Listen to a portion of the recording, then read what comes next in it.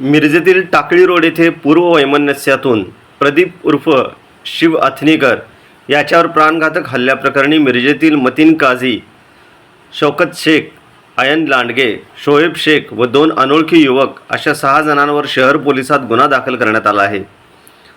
पोलिसांनी गुन्ह्यासाठी वापरलेली 4 चाकी गाडी जप्त केली आहे। शिव अथनीकर याच्यावर तलवार व कोयत्याने 6 जणांनी हल्ला केला।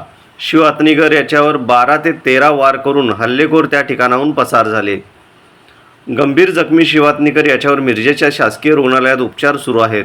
अप्पर पोलीस अधीक्षक कल्पना बारवकर, पोलीस उपाधीक्षक प्रणिल गिल्डा, पोलीस निरीक्षक किरण चौगुले यांनी घटनास्थळी भेट देऊन माहिती घेतली।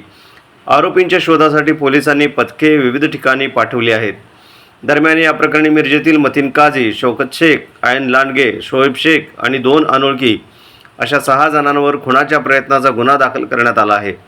शहर पोलिसांनी गुन्ह्यासाठी वापरलेली 4 चाकी गाडी जप्त केली। आरोपी मतीन काझी याच्यावर पूर्वी गुन्ह्यांसाठी पोलिसांनी हद्दपारीची कारवाई केली होती, मात्र विभागीय आयुक्तांनी ती हद्दपारी रद्द केली। त्यानंतर पुन्हा मिरज परिसरात मतीन काझी टोळीने दहशत निर्माण केली आहे।